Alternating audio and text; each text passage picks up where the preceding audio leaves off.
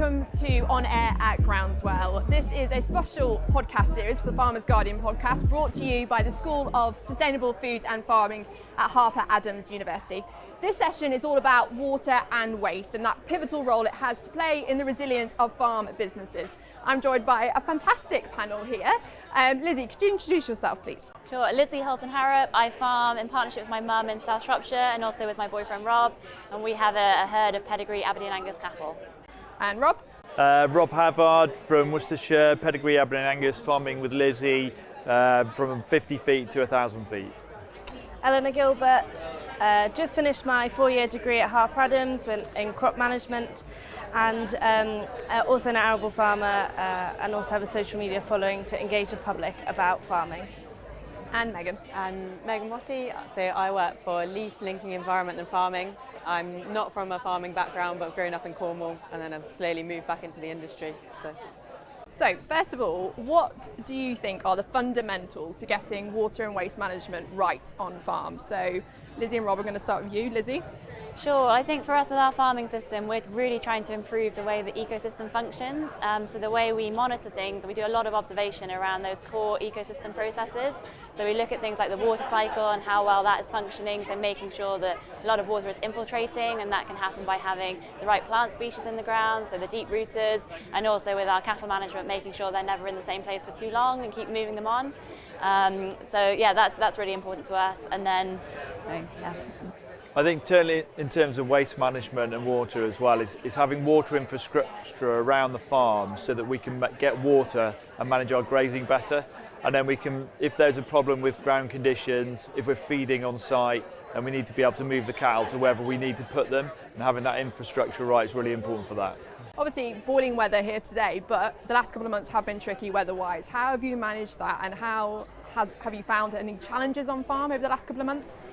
Yeah, I think it was obviously a very difficult winter for everybody, but I think actually seeing the way the pastures have recovered now has been really encouraging. So we still do everything with mob grazing, so we look and make sure we're always leaving plenty behind, only move them twice a week, so we're moving 3 or 4 days, having the cattle in one paddock, and then we do lots of monitoring and observation around seeing what's left behind, what the cattle have eaten, and then making sure that we never return to that paddock before it's fully regrown. And then that's really helping. We don't poach the ground, and having those deep rooting grasses in there like the cocksfoot, actually when you've got those across a pasture, it's pretty difficult for the cattle to poach the land. So absolutely. And Eleanor, in terms of the fundamentals of water and waste management on farm, what do you think they are? So I think there's 2 big ones. I think infrastructure from an arable point of view, biobeds and spray washdown areas, and also respecting our natural resources such as water. I've been lucky enough to visit Kenya recently, and out there it's a matter of necessity to save their water, I think we take it a little bit for granted over here, and I think trying to capture every available resource possible. So I think you've got to look at it in 2 ways. It's managing actually the availability and the volume of water that's on your farm, but then also the quality side of it. So I think catching that water when it's there so that you can use it when it's not there with these, climate change and the extremes that we're facing. If you can collect it in those really wet periods and store it so that you have it in those drought periods and just get that resilience in terms of that constant water supply, I think that's really important. And then in terms of monitoring the quality, if you can try and, say if you've got a water course going through your farm, if you can try and monitor it at the start when it enters the farm and then the end when it's leaving, so that you know what impact you're having, whether that's positive or negative, that can be a really good way to then work out how you can remedy any pollution issues that might be going on. And with water management, do you think that partnership work and collaboration is a key part of this? Yeah, 100%. Yeah, just following on, we did a water quality project across 8 farms where we had real-time water sensors that could pick up the turbidity, colour and temperature of the water. And then, so across those 8 farms, we had 21 sensors placed down at the entry and exit points of each farm. And it was really interesting having that real-time function, because you could go in, if you drove your tractor through the stream, and then later you could see on the graph where the turbidity had spiked. And we had them running down the catchment, so you could see in heavy periods of rainfall where it was really impacting the farm higher up in the catchment, and then at the time it would reach a local village, and we're trying to then be able to monitor and reduce the impact of flooding further down, and having that real-time information was so helpful. And I think that point there around monitoring is so critical. If each farmer is able to kind of monitor how their farming methods and practices are impacting water and waste systems. Yeah, absolutely, and it was really encouraging with the sensors, because you could easily just pick them up and move them somewhere else. So we always wanted to be farmer-led. So it wasn't the company with the sensors. It wasn't them coming in, choosing where to place the sensors, and then taking the data away. It was very much the farmer could decide. They wanted to understand where pollution was entering the watercourse on their farm, or for example how they were really passionate about fish that had been there previously that had now disappeared, or with ponds on the farm as well. We had one farmer that had sensors at 3 different levels, so we could look at the stratification and then trying to understand. We worked in partnership with Harper Adams University, and then they were helping us to understand, well, what is the best kind of temperature for fish habitats and how could we reintroduce those. And yeah, really exciting finding of the project was then later on they found fish that came back. So yeah, it was brilliant to be able to do that. In terms of waste management, have you adapted your practices over a course of a couple of years to kind of deal with that challenge? I think probably the main one is eliminating waste wherever we can. So just trying not to generate it. And sometimes it's easy to spend money to solve a problem, but you're not actually treating the root cause of the problem. So if you can avoid creating it in the first place. Also in terms of waste handling as well, by outwintering all the cattle and feeding them out and having bale rolling, it means we're not mucking out sheds, we're not storing muck, we're not spreading muck, because it's getting laid down as we move. And so we're managing that process, making sure we're not damaging the ground so it can't infiltrate and run in, and also we're not storing it in intensive areas where there's a lot stored in one area. It's always being spread because we're always moving the animals as we go. I think storage is a big issue that any farmer faces in terms of waste disposal and waste management, would you say? Yeah, so we've done quite a lot of work recently of catchment sensitive farming, and obviously their main priority is reducing agricultural pollution. And coming from the southwest with a lot of dairy farms, I know that they've been getting really hammered by the Environment Agency in the last year or so because of pollution issues with primarily dairy farmers down there. And it shouldn't get to the point where they need to be prosecuted or the EA has to do those inspections. It would be good to get those interventions in before that, wherever they're working with advisors or anything, whether it's on sort of slurry management. I think the grants have closed now, but I think that slurry infrastructure grant, which can increase the storage for your waste by, I think, 6 months is the aim, opens up again next year. And I think that will be really beneficial for a lot of farmers, just getting that extra bit of funding, whether it's covering the slurry stores or increasing the capacity. If we're getting all this so much more rain extremes because of climate change, if you can stop that from getting into the slurry stores, then you're benefiting your nutrients, because that slurry is a higher sort of nutrient concentration, but also you're not then having to go out and spread more because you're running out of space. So brings it back to that point around infrastructure as well, making sure that infrastructure on farm is there, like with the slurry storages, and it seems more and more now farmers are having to rely on grants and funding in order to make those improvements. Yeah, I think with something like the sensors, I think because we had that kindly funded through the Farming and Protected Landscapes programme and worked in partnership with the sensor company Free Up and Harper Adams University, and I think the idea was that then could we potentially carry that on with our own money going forwards. And it's just very difficult to have almost a nice to have as well as all the other farming practices. So something like within countryside stewardship, or if there was more on water management and availability of these sensors, that we could have them down on farm so we could actually have the data to see what's going on, and then support to put them right and come up with those solutions would be. So I think that is super important. And I think there is also a need of collaboration with external agencies like the Environment Agency, having a better collaborative partnership, because actually there's so much in common that you're all trying to achieve that goal, and sometimes we appear that we're on different paths, but actually that's not the case. Actually there's so much commonality between the two, and actually if collaboration was there, a lot would be achieved. Yeah, and it's so important now for the industry that we are able to tell good stories about what we're doing. And if we don't collaborate, particularly on water catchment and waste issues, is you can have most of the people doing all good things, and all it takes is one person doing the wrong thing, and then that water course is going to be damaged, and then the potential downside impact of the PR that the whole industry gets. So we have all got to work together and come together within our catchments to make sure that these problems are not being created by us. And I think that word catchment, isn't it, that in terms of working with those farmers in that catchment area to do the best you can to deliver for those water courses? Yeah, absolutely. Well, with the collaborative project that we ran, it came from a test and trial programme, which was working with DEFRA to try and sort of shape the future environmental land management schemes.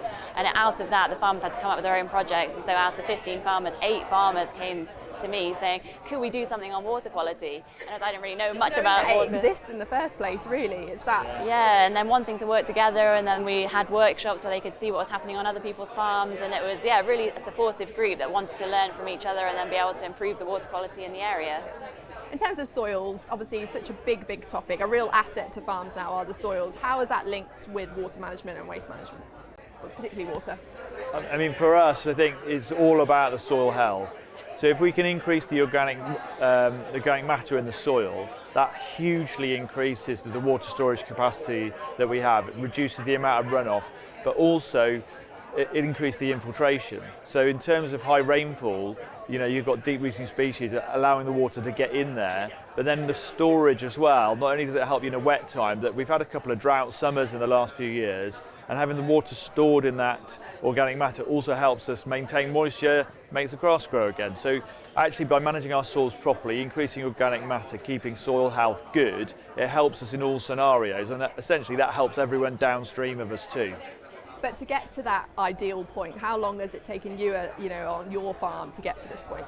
Yeah, we're a quite unusual situation. So I grew up on our family farm in South Shropshire and then moved away and came back about 6 years ago. And at the time when I came back, everything was let out under annual grazing licences. So my mum and dad had previously farmed, then moved to grazing licences, and then being back on the farm with my mum, it's meant to only stay for 3 months, ended up being 6 years, still there now. But we decided we wanted to take the farm in a slightly different direction and really look at the ecological benefits that we could bring. And so we ended all the grazing licences and then didn't really have a plan going forward.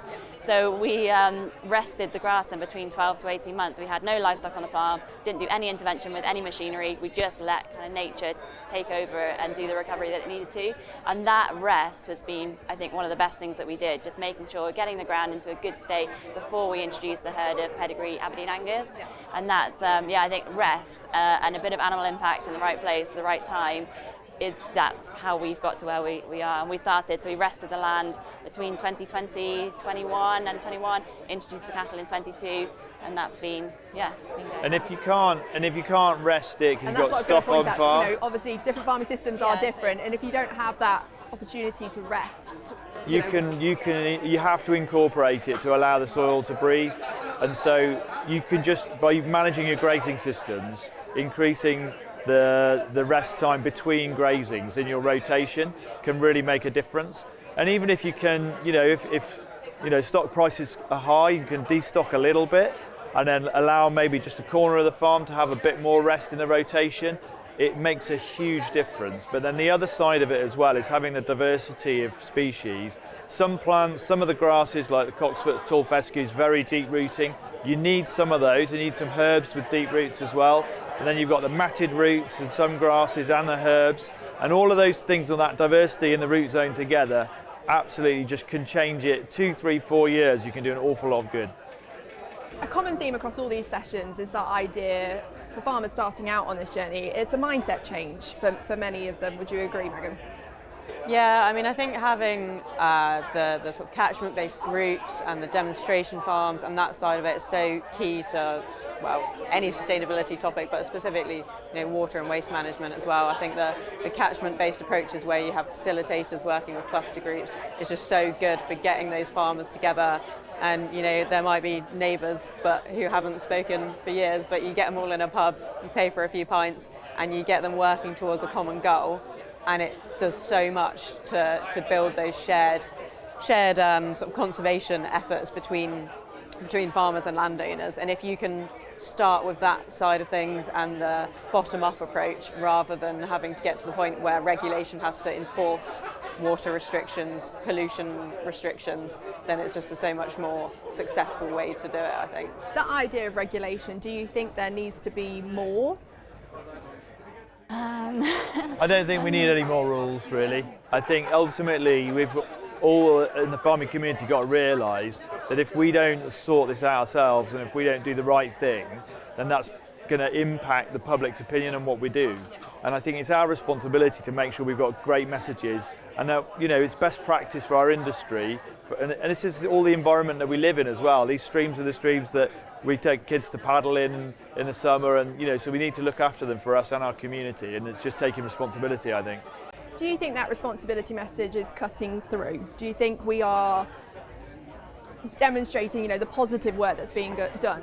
Yeah, especially through social media. I do think, obviously you have a few that can let the side down, but I think the majority of farmers are showing the good side of farming, the positive side, encouraging those people to come into farming, especially like Harper Adams University, and even this, you know, promoting what farmers are doing in the best possible light, I think is really. Do you think government policy needs to be shaped and moulded and better understanding of water and waste management? Do you think there's still more to be done in that respect? I think so, definitely. It's really good being part of the test and trial programme, feeding directly into that policy. And what we're really passionate about, and links back to the mindset question, is something called holistic management that Rob trained in over 10 years ago, and my mum and I both did the full course on it. And that is really about balancing environmental, social and financial considerations, and having those sort of three sides of the triangle. So not going extremely down the environmental route, because you need to have a profitable business, also need to have a social side. And I think, yeah, having that framework for decision making has been incredibly useful. And if we get some more of those holistic, the framework or policy could be formed holistically, that would be then an incredible way to see it happening on the ground in a more balanced way. And I think any farmer here would say, you know, that they really want to kind of drive forward from the environmental point of view, but essentially at the core of it is the need to be a profitable, sustainable business. And they work hand in hand, don't they? Rather than seeing this division between the two, they are working hand in hand. Absolutely, well, it's a balance, and I think it's when we really want to do the right thing ecologically, but then actually found bringing cattle back into the farm has helped deliver that, and in the right way, then we always wanted to make sure that cattle business could stand on its own 2 feet. So we have a variety of income streams, so it was never meant to be that the cattle business paid for the entire farm operation, but it was one part of a bigger picture, and then that's delivering better environmental outcomes, but also paying for itself. And yeah, Rob's done so much work on breeding cattle that work really well in the environment, that don't need any intervention, that get in calf every year, and that's where you get a profitable farming system from. Yeah, genetics very important. Genetics are important, and I think also, just coming back to the policy question as well, is flexibility, because you know the project Lizzie's done, that we've heard from the other guys, that you need, every farm's different, every catchment's different. So if the policy can just have a bit more flexibility and allow farmers to develop the solutions themselves, then I think that'll really help. Do you think maybe a need for a more localised policy, so you have a broad framework and then actually adapt it for the actual region? Yeah, I think it should be led by farmers. And going back to your question, where should there be more, you know, regulation? I think farmers already go under enough regulation. I think they need encouraging, whether it's incentivising them. Obviously, you've got that 9 out of 10 farmers that are doing the correct thing, but if you're going to incentivise them, that 1 out of that 10 encourages them, and having the officers come to the farm, they need to build relationships with the farmers. So farmers can talk to them, they can say, look, I'm really stuck, I don't know how to do this. Can you help me release some capital funding? Can you help me show me what to do the right way? Rather than the farmers being scared that they're just going to get fined, they need to build that interrelationship with the farmers and show them and help them along the way, and whether it's incentivising them to go along the right way, and we can all benefit from that. I think that relationship building is key. You mentioned, Megan, about early intervention and not getting to that point of fines. Yeah, so we actually run a scheme where we pair up demonstration farms with Environment Agency officers that are new to the sector. So, for example, they've recruited a lot more people in the last few years who often don't have farming backgrounds, and so won't necessarily understand the challenges and struggles which farmers go through on a daily basis. So we run a scheme where an EA officer will come and work on a farm for a week, and there's a sort of guarantee that the farmer, if they host them, they can't be, you know, fined or prosecuted for anything. But the EA officer will get to understand the farmer more and be able to have that better understanding, that better relationship when they go out into the industry. But then also the farmer will then get free advice in return on managing pollution sources.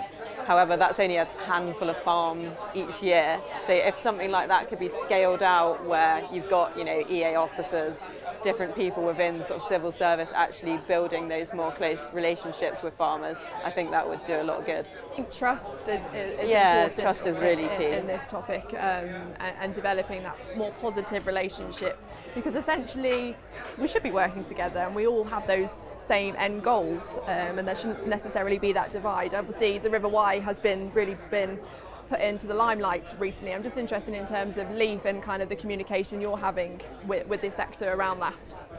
Yeah, so I don't specifically work on any projects in the Wye, but we do work on some different sort of catchment-based approaches. For example, we were working with the River Waveney Trust over in the east of England, and I think they were doing a similar scheme to yourselves where they were doing sort of nutrient testing of waterways. So they did it in quite a good way, where they would do nitrogen sampling on the crops as well as the water sampling and the surrounding area to work out the nutrient runoff. And then they were actually monetising it to work out what the economic cost was to each of the farmers from the amount of artificial nitrogen that was being lost.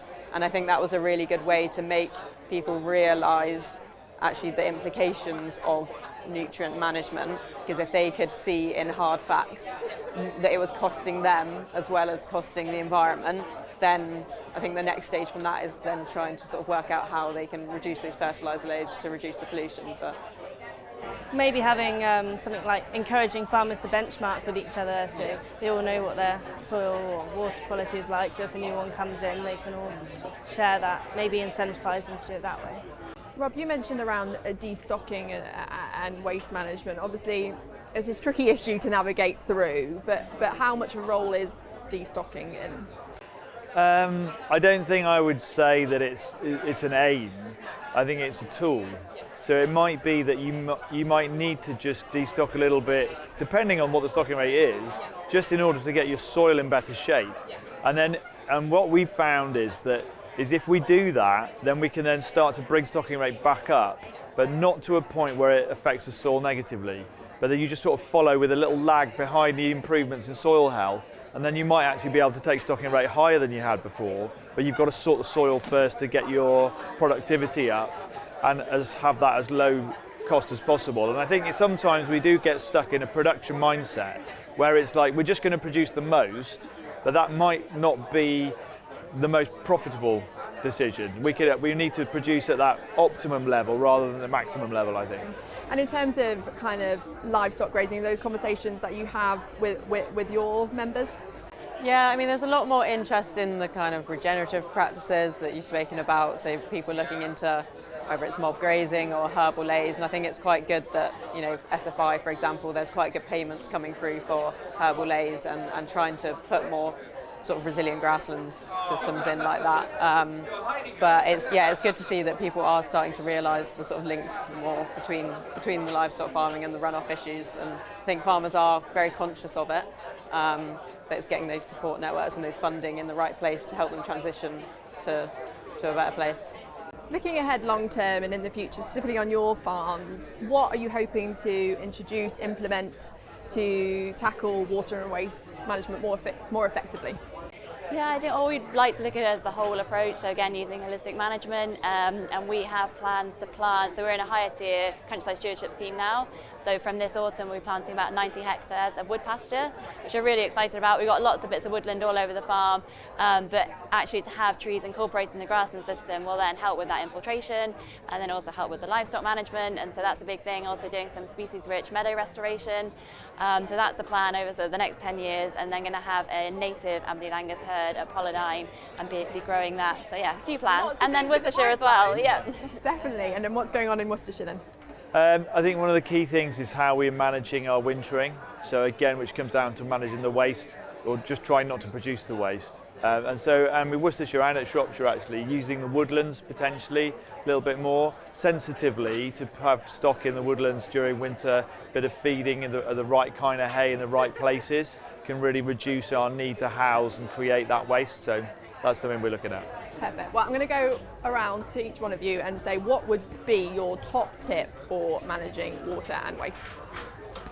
Do the holistic management course. And Rob? Get your soil right. Get your soil right.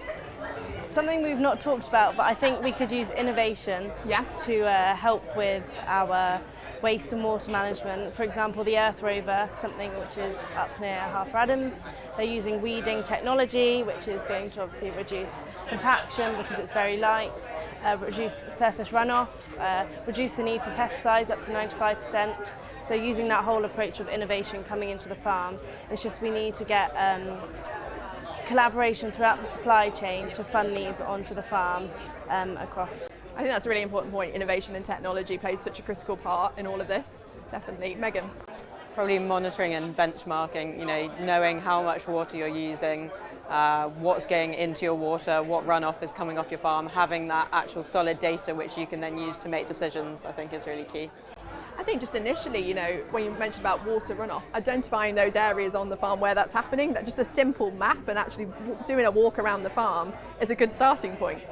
Yeah, absolutely, and that's where going back to the question around local policy and funding that we could have. That has been such a benefit of the Farming and Protected Landscapes programme, because that's where the water quality project came from, and we wouldn't have been able to do it without that project. It's actually enabling farmers to come up with their own projects, things they're passionate about, like water management. So that's been a real plus for one of the DEFRA schemes, and it'd be great if they could extend it or do something similar going forward. Definitely. Yeah. And then one final question, a very broad question, but one I've been asking each of the panellists on every session is, where do you see the future of British agriculture?